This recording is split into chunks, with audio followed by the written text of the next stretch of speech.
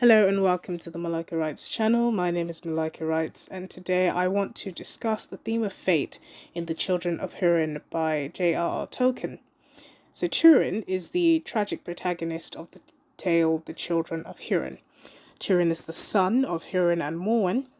Due to Hurin's constant opposition of Morgoth, who is the resident force of evil at the time, Morgoth imprisons him upon a mountain peak and curses his family.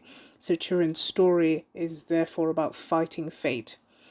Throughout the story, Turin attempts to become the master of his own fate, even naming himself Turambar, which means master of doom. He's fostered, in his youth, he was fostered by Thingol, the king of Doriath, so he grew in skill and stature and almost began to resemble, in sort of elegance and physical attractiveness, the elves. So he was kind of given the best start he could hope for in life, given the circumstances of his life. You know, his father was imprisoned by Morgoth, his mother sent him to Thingol, and they fostered him. He was the foster son of the king and queen of the largest kingdom in Middle-earth.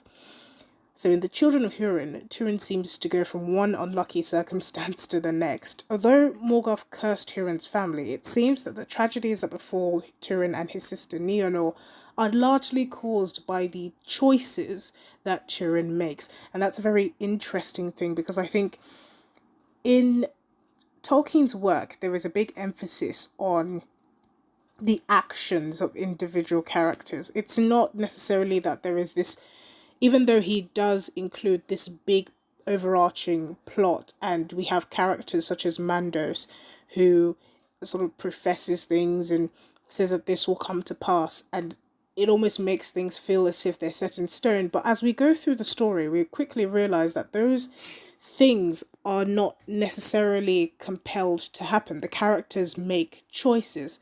The circumstances, perhaps, are where we begin to see fate come into play. For example, when Turin has to leave Doriath in order to go and look for his mother and his sister, that's a circumstantial thing. It's not necessarily that, even though he does make a choice to go, circumstance sort of compels him to make that choice. However, the choice to remain in the wild and not return to Doriath is a choice. It's not, circumstance did not force Turin. It was more or less his own stubbornness that kept him in the wild. And that decision led to a great many other terrible decisions. It led to Morwen and Nienor having to leave Doriath when they eventually came in order to look for him. Whereas if he had just gone back to Doriath, that wouldn't have happened. So it brings a very interesting debate about how much fate plays into producing an outcome versus how much free will the character or the person has. Tolkien was a Christian, and the debate of free will versus the supremacy of God's power is very much still alive. People continue to ask the question, how do we have free will if God knows all and commands all? I believe Tolkien demonstrates the conclusion he came to in this matter in the story of Turin.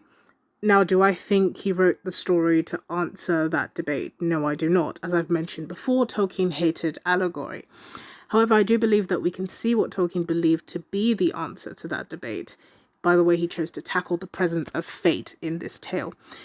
There isn't a contrast between fate and personal choice in the tale. We don't have the impression that fate and Turin's personal choice are fighting. In fact, they seem to almost blend together. It almost makes us think that Morgoth must have known Turin's personality to a T, basically, because even though he curses them, it's mostly Turin's habits and his behaviors that lead to a particular outcome, not a circumstance necessarily forcing him to take a particular action.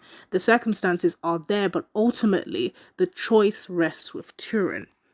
We can see that this is the conclusion that Tolkien came to in how we relate to fate or God's divine will, in the fact that Turin is given situations that he can almost turn around his fate. You know, there are moments of happiness, even though he does find happiness by marrying his sister. We can talk about that in another video, but he's given moments where things aren't so bad, where he could have prolonged that happiness, where he could have chosen a different path. There is always a choice presented to Turin. So it's not that the circumstances continuously force him to make terrible decisions. It's that Turin's own stubbornness, his own unwillingness to listen to good counsel, to be peace-loving, is what leads him to his tragic end.